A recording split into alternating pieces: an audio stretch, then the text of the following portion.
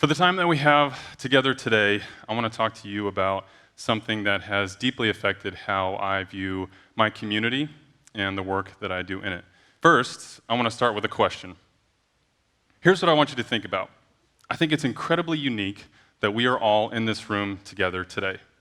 Each of us has had individual experiences, been exposed to things in our lives that has fundamentally changed who we are, and in some way started us on a meandering path to the seat that you're sitting in now. I think it's incredibly unique that I would say all of us here today really probably don't have an apathetic bone in our body, right? I mean, represented here today is probably someone who's touching every major issue in our community, maybe even in our state. And I think that's incredibly unique. So what I want to do, again, think about how did you get here today? Whatever you thought about, I want that to be the lens through which you view the next 15 minutes or so. And I think there's an important distinction to make as we start this conversation about how do we move our community from a place of apathy to a place of activation. And the distinction I want to make for us here today, again, given that most of us are not apathetic in any way, I think there's a distinction between activism and activation. Activism is a policy or action of using vigorous campaigning to bring about political or social change, whereas activation is the process or action of making something active or operative. You can see the difference between the two. Activism is, it's passive, it's a request. It's something that we're asking people to do for us, whereas activation is us moving into the community, beginning the processes in the hearts and minds of people, the same kind of processes that changed who we are that led us here today, and I think that's an important distinction to make. So I next would like to share with you the answer to the question that I just asked you all. I grew up in Oklahoma. I left when I was 17 and enlisted in the Air Force, where I would spend the next 5 years of my life. 3 of those years I was stationed overseas in South Korea. Brought my family back to the United States in 2011, lived in Arizona for 2 years, and then in Boston for 2 years. Between my first and second year in Boston, we came back to Oklahoma for the first time. We had our first 2 sons, and we lived in Oklahoma for a summer. And during that summer, I was tasked with the project of assessing our criminal justice system. I was supposed to go and figure out how we got to where we are today, where are we today, maybe what are some next steps moving forward. And what happened to me that summer is I was exposed to things that I had never seen before. I walked into a prison for the first time. I walked into this building for the first time, the Oklahoma County Jail. For the first time in my life, despite having come from a family that was caught up in cycles of addiction and homelessness and incarceration, I, in many ways, was insulated from experiencing those things myself. So this was my first time to really be deeply impacted by those things. During that summer, I saw things that I'd never seen before, but all those experiences really pushed me to a place of wanting to find out more. I really dove deep into what are the policies and the systems that have brought us to where we are today as a state, as a community. I think in many ways, for the first time, I really had to square the gap between what I would say my values are as a person of faith.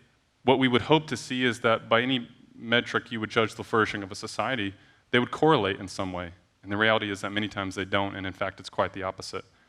And that was the first time that I really had to wrestle with and come to grips with what it was going to look like to come back into this community. About a month after coming back to Boston, I was walking downtown. This is downtown Boston. That's Faneuil Hall, right near Boston Commons, and I actually had a friend visiting me from Oklahoma City. You can imagine coming back to Boston, I was wrestling with a lot of these things, trying to figure out where we wanted to live, and was walking around downtown with a friend. We were actually walking on this street, right next to this brick wall, and you can imagine people everywhere. There are people experiencing homelessness everywhere. And in many ways, I had, I think, become inoculated to what that looked like when I saw a person. I didn't wonder what their story was. I didn't see them for the intrinsic value they had as a human being. I walked right by them. And in fact, right next to that wall, I walked by a row of 5 people, and my friend Kent said, "Hold on a second, we need to go back and talk to this guy." So we go back, second guy from the left, sitting on that wall, and Kent said, "Hey, would you like to go get a cup of coffee?" And this guy was like, sure. So he got up, and the 3 of us walked together into Faneuil Hall. We sat down and we shared a cup of coffee together. And Seth began to tell us a little bit about himself, a little bit about his life. Seth was a Marine Corps veteran. He'd served overseas, came back and began working as a correctional officer, and he'd actually gotten stabbed while he was on the job. It reactivated his PTSD. He started drinking again, and before he knew it, his life had fallen apart. He got kicked out of his house, lost custody of his kids. The night before we met Seth, he had gotten jumped, and every earthly possession he had was gone, and all he had was the clothes that were on his back. And here we were, sitting in front of Seth, complete strangers, and yet we were all he had. In that moment, every definition I had about what it meant to be in a place like that, every idea I had about what it meant to come out of a place like that, Every barrier I had put up in my life about what it meant to help somebody, who to give money to, how far to go, simply collapsed in the face of a person named Seth. So I didn't really know what to do. You can imagine I'm just kind of sitting there dumbfounded. And so I just asked him if he wanted to come to church the next day. And so he slept right outside here, and I picked him up the next morning for church. My wife and I, leaving church, sitting with Seth, again, just kind of said, what's the next step? And he needed some stuff, so we took him to the store. We got back from the store and, again, asked that question, what's the next step? And Seth didn't have anywhere to go, and so Seth stayed the night at our house that night. We were living in a tiny, 800-square-foot apartment with 2 young kids, so obviously Sarah and I didn't sleep very well that night. Nevertheless, the next morning we woke up together, and we took Seth to the VA, to the Veterans Clinic, and he went through a 3-day detox program. And when he relapsed a week later, we did it all again and again and again. Fast forward to Easter of 2017. Seth sent me a text message. We had reconnected, and he sent me a picture of his apartment. He sent me a picture of his kids and his car, and he said, "Thank you." He said, "I don't know where I would be today if you hadn't stopped and asked me to get a cup of coffee." What haunted me most about that is how little margin it took for me to stop and talk to Seth, and yet how much of an impact that little bit of margin made in Seth's life. A few short months later, we moved back to Oklahoma City. Coming out of this process, I was convinced that I needed to do something to bring to the attention of the community some of the things that we were struggling with that needed to absolutely change. And I think what I started to do, and the direction my heart and mind went, was who's done this before? Surely I'm not the only one. And so as I started to consider this and do some research, I started to look at people who had tackled tough societal issues before. One story that has stuck out most and influenced me deeply, and I find a tremendous amount of encouragement in it, is the story of a gentleman named William Wilberforce. He was born in 1759 in Great Britain. He was a young member of Parliament and had a radical conversion to Christianity, and at a certain point said he was going to leave. He wanted to go be a monk. He had a mentor in his life named John Newton. He was a former slave ship owner, and John said, "Absolutely not. You have to stay where you're at. You cannot leave. You have got to leverage every resource, every talent, every person you know to end slavery in our country." And so that's what he did. He dedicated the last 40 years of his life towards ending the slave trade and abolishing slavery in Great Britain, and he did it with a group of friends. To Marcus's point, he could not have done it alone. So here's what he did. He and his group of friends got together, and they tried to figure out, how can we elevate this issue to the community's attention? And so they started with the process of exposing people to things that they had never seen before. They would actually throw parties, and they would invite the entirety of the group down to the dock, and they would bring them on a slave ship that was in the port. They'd walk them into the gallows to see the sights and to smell the smells, to hold the chains. They would draw diagrams like the one before you today, depicting what it looked like to stack 300 human beings on top of each other for 4 weeks, where 40 to 50 of them on average would die throughout that process. He didn't leave them there. He continued the conversation, and through every avenue he had possible, he talked about the moral and legal and economic arguments for abolishing the slave trade and ending slavery. He spent years of his life in Parliament, introducing bills, creating conversations. He leveraged the public square. He wrote articles and talked to people about what it would look like to end the slave trade in Great Britain. And he gave people hope. Ultimately, he stewarded them through a process of what it would look like beyond slavery. And for many people, this was the first time that they had ever even considered it. And through this process, simple acts like taking a spoonful of sugar and putting it in their tea became inextricably tied to the atrocities of the slave trade. So what was the result? 15 years after introducing the first piece of legislation in the Parliament, slavery was abolished in Great Britain. 23 years later, they abolished slavery as a whole. 3 days after hearing that they had secured the votes to pass this legislation, William Wilberforce died. In 1848, France abolished slavery. And in 1865, the 13th Amendment passed in the United States, abolishing slavery here as well. William Wilberforce and his small group of friends are accredited for beginning the worldwide movement to end slavery, and that's how they did it. So my takeaways: 1, change is possible.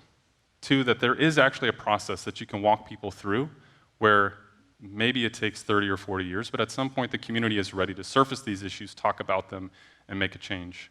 So I took these learnings and applied them to the system that I believe needs to change, the criminal justice system in Oklahoma. Many of you know we have the highest female and male incarceration rate in the country. The United States incarceration rate is 655 individuals per 100,000 in population. That's the highest rate in the world.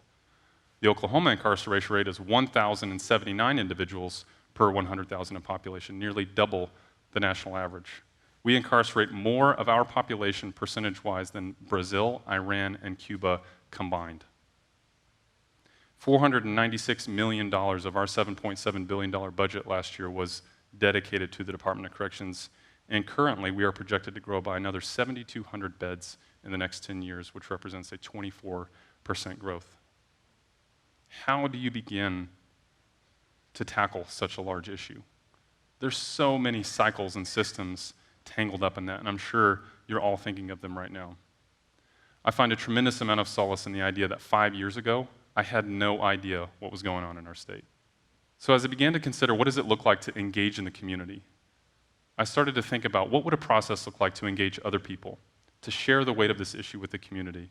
And maybe it does take 20 or 30 or 50 years, or maybe I never even see the change in my lifetime, but what's something that could at least start it for one other person? In March of last year, I met with some friends and talked about what something like this could look like. We distilled down some of the key learnings from my life as I walked through this process, this spectrum of experience, and we decided that we would start doing tours. We'd start at the county jail, provide some time to process and talk about and educate them on some of the bigger picture issues, and then we would give them some sense of hope for what change could look like. So in March of last year, we did a tour. I had 10 of my closest friends that I knew, based on relationship and trust, that they would come spend half of their day with me, and that's exactly what we did. We started at the county jail. We spent an hour and a half there. This is a picture of the county jail. For all of them, this was the first time they'd ever been in the county jail before. It was the first time that they ever stepped into a building that they drive by on a daily basis. First time to ever see what it looks like to pack 2,800 human beings in a building that was designed to safely hold 1,200. First time for them to see a maximum security facility where every single cell is double, if not triple, the amount of people in there, where they stay in there 23 hours a day, get out into the pod maybe 1 hour a day, maybe 3 or 4 times a week. First time for them to see those sights. First time for them to look at a human being through the door of a cell. First time for them to smell and feel and come under the weight of what it looks like to be in that building. And then we explained to them that the majority of those individuals are there before ever having been convicted of a crime. Next, we went and we got coffee. You can imagine the questions that were asked, the weight of the conversation, and many of them immediately looked to, what can we do? What do I do? And this is where I differ a little bit from others that have done these tours, but I like to say, I don't know. So after that, we went to a remerge graduation. Remerge is an alternative to incarceration program for mothers in Oklahoma who are facing prison sentences for nonviolent drug-related convictions. And that day, we got to see 15 women graduate from this program after 18 to 24 months. 8 of these women were facing life sentences in prison for nonviolent drug-related convictions. The other 7 were looking at a combined 99 years in prison.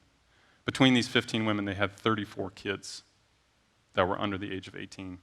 That day, they were all graduating. They all had jobs, they all had transportation, they all had housing. And for the first time in most of their lives, they had custody of all 34 of those kids. So in this experience, we're forced to consider what might have been if they had gone to prison. So one, let's just talk about the cost. It would have cost us, as Oklahoma taxpayers, $1.5 million just to incarcerate those individuals. Then we have to ask, what would the outcomes have been when they did get out of prison, because they do. Then we have got to get to a place where we can start to talk about the things that we cannot calculate. What would have happened to those kids? What is the cost of perpetuating those cycles of incarceration, addiction, and abuse? The reality is that not only is this program, I would say, worth 10 times the cost of incarceration, but it actually costs a fifth. It was $364,000 for all 15 of those women to graduate from this program. In the last 7 years, Remerge has graduated 114 women, saving the state $14.5 million, never receiving $1 from the state of Oklahoma. 365 minor children have been impacted by this program who are now with their mothers, and they have a 6% recidivism rate of all of their graduates, which is also nearly a third of the overall recidivism rate coming out of State Department of Corrections.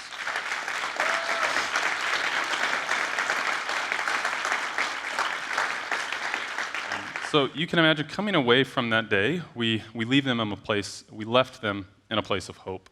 Again, the questions a lot of times centered around, what do we do next? And my response was always, I don't know. My hope is that you become so uncomfortable knowing that this is happening in our community that at the first chance to do something, you'll leverage whatever resource, whatever network, whatever talent, whatever passion, whatever skill you have to do something about it, and you'll do it over and over and over again. So what was the result? In fact, that was not just one tour. I ended up doing 9 tours last year, and the other 2 individuals did even more than I did. By the end of the year, we had 490 people who'd gone through the county jail who'd never stepped foot there before. During the same time, the city was engaged in a process focused on lowering the population of the county jail. We went from over 2,800 people to, I believe, most recently around 1,400 people in the county jail. This year, we have another 45 tours scheduled. We'll be doing one almost every week. And so, I don't know what's next. What I do know is that the same process that began in my heart 5 years ago, we've now begun in the hearts and minds of 490 people.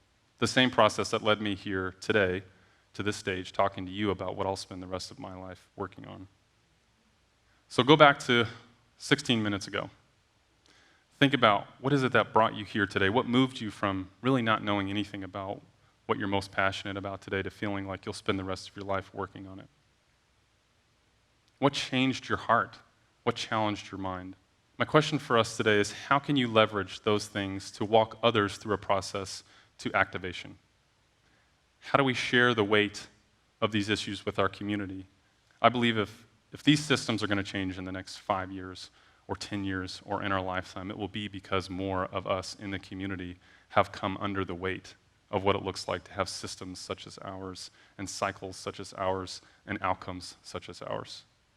We have to get to a place where we recognize that we are either actively working to end these cycles of injustice and marginalization and oppression, or we are participating in their perpetuation. There simply is no middle ground. So I'd like to end with a few questions. What do you see? What is it? As your heart's been stirred today, as you re-enter the community from this special place, this special time that we've had together today, what is it that you see? And then I'd like you to consider, what do you have? Is it time? Is it energy? Is it youth? Is it experience? And how can you leverage those things to bring others to the same place of activation that you've been brought to yourself? I'll end with this. Be encouraged, because change can happen. And in fact, change is happening here in our community. As you walk out today, as you re-enter, take the next step. Whatever it is, no matter how small, take the step, because I believe that the world is waiting.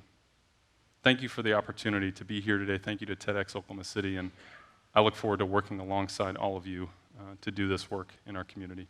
Thank you.